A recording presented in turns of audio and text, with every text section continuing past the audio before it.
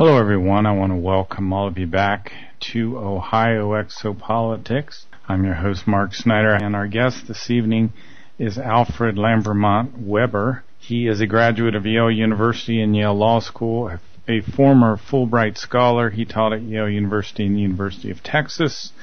He was a futurist at the Stanford Research Institute, and he directed the proposed 1977 Carter White House Intelligent Civilizations Communication Study.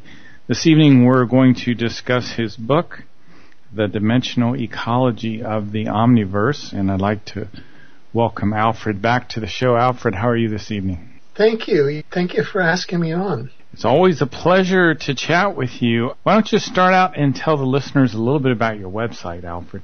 Well, we have actually multiple things going on. Our main portal now is exopolitics.com, and as of Monday, December 8th, we're launching a new news agency, new news portal called newsinsideout.com. It's not going to be online until Monday, but it's a collective of truth journalists, and our aim is to try to get into the mainstream media and really get in there. There's certain things that you have to follow and to really deconstruct the memes, because if you look at the studies, there's 6 companies that own 90% of the media that, for example, Americans hear. And there's enormous concentration of ownership, and therefore it's a concentration of an agenda, and it's a matrix agenda. And the matrix agenda is essentially, I'm sorry to say,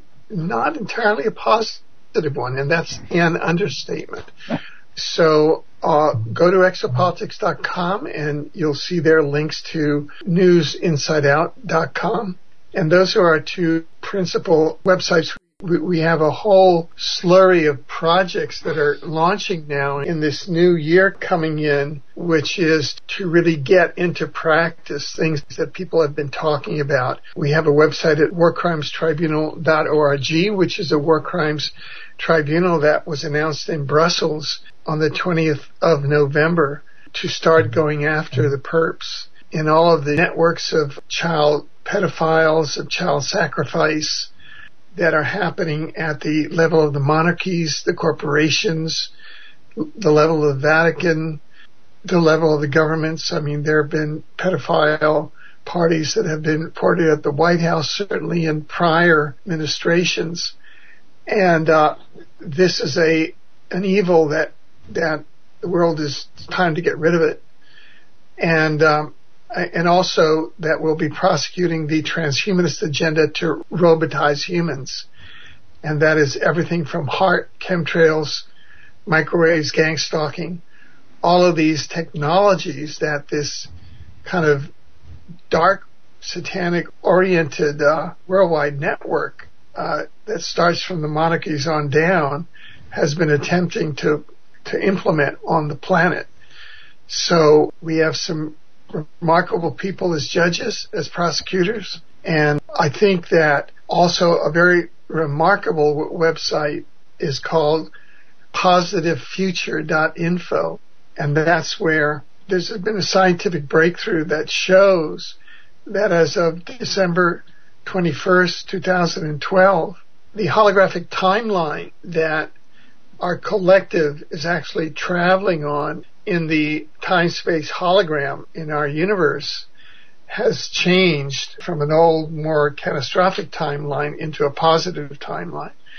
And so a lot of the plans and predictions that were devised under what we call duality consciousness of I win, you lose are now what's predominant under this new holographic timeline is unity consciousness, which is we are one.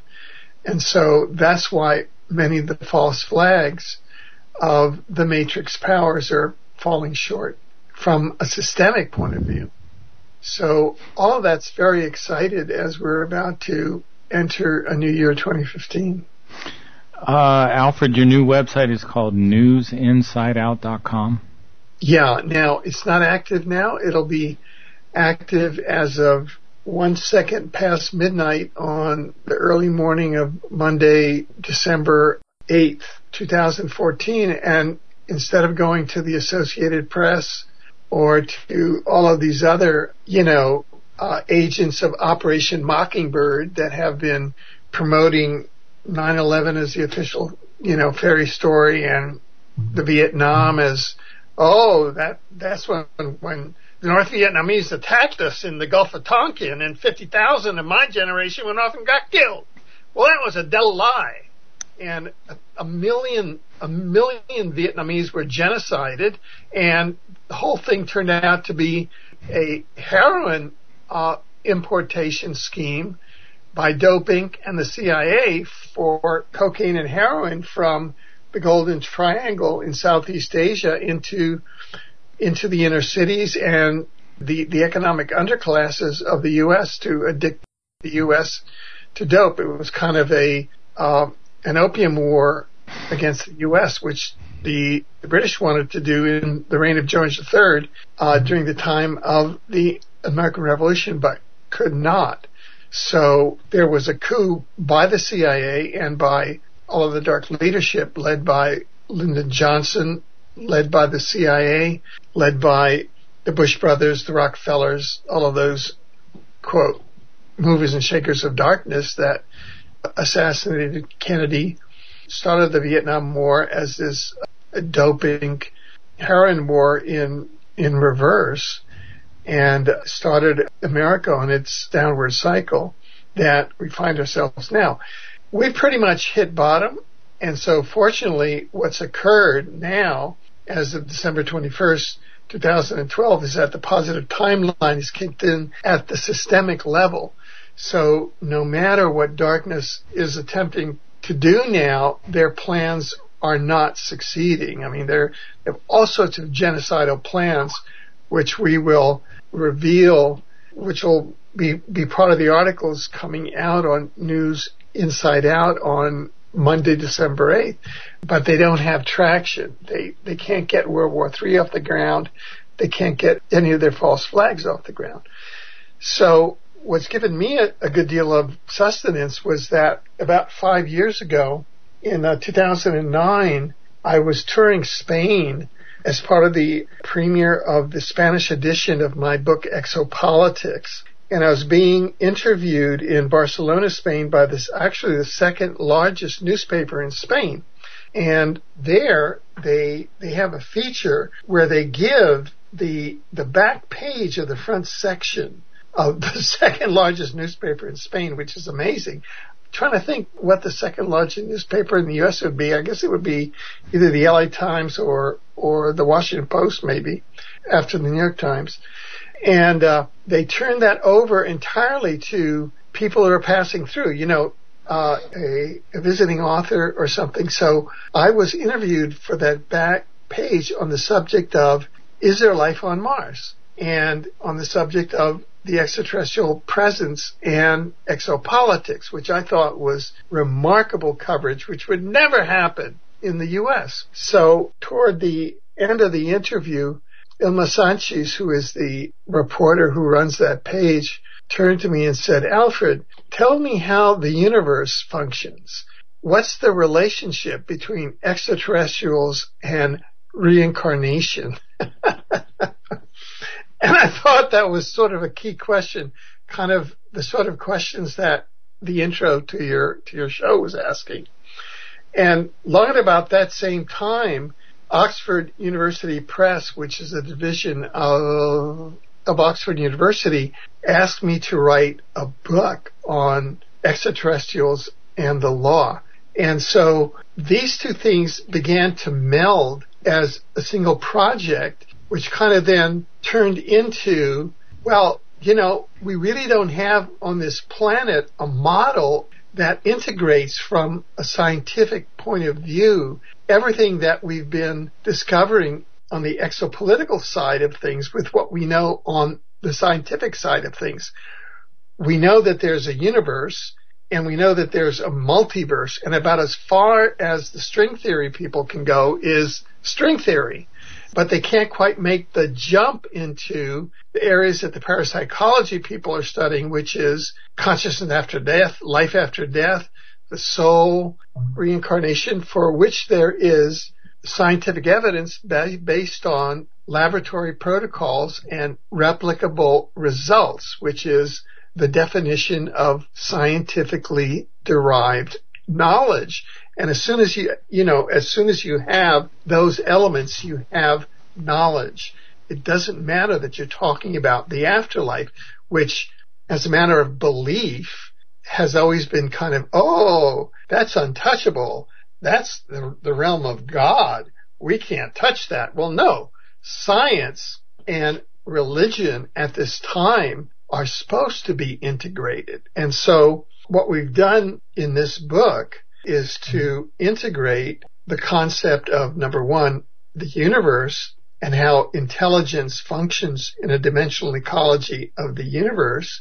Number two, how it functions in the multiverse, which the definition of a multiverse being the totality of all universes of time, space, energy, and matter. And then we've actually introduced and proved in science, according to the laws of science, the existence of a new entity, and that's the omniverse. So we have universe, multiverse, omniverse, and the omniverse is quite simply the sum of the multiverse and all of its universes plus the spiritual dimensions, which consist of the dimensions of the afterlife and the intelligent civilization of souls and the spiritual entities and what we call source.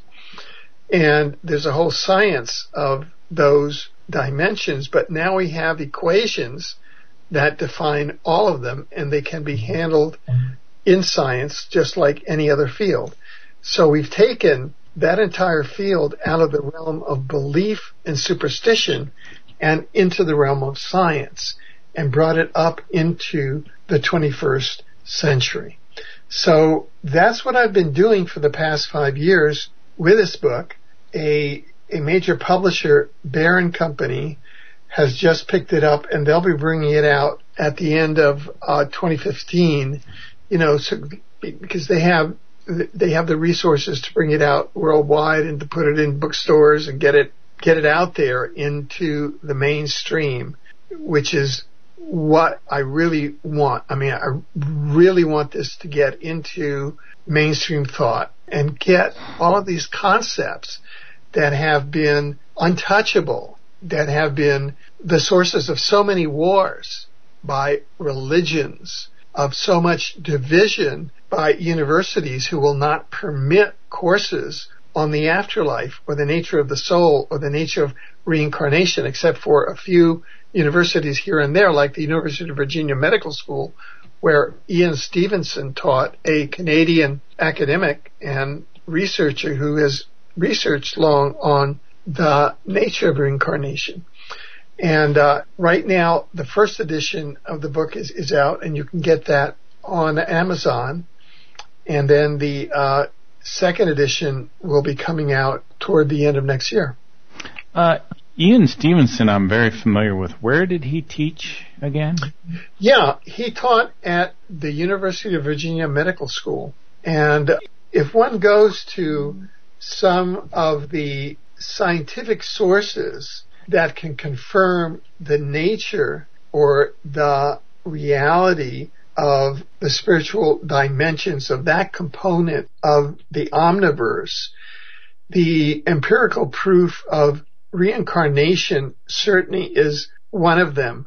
Other proofs are, for example, ITC, instrumental transcommunication, and that is where we achieve interactive communications with intelligences in the afterlife or interlife dimension via technology. That can be via cell phone, via video, via internet chat. So basically you can Skype people in the afterlife, and You can go to sites and you can see pictures and talk with people in the afterlife. I know people who have talked to people in the afterlife on their cell phones. And so you begin to understand that the interlife and that dimension of the omniverse, of the spiritual dimensions, is an energy frequency, as this time-space hologram that we're in is a particular energy frequency, or like to say a density.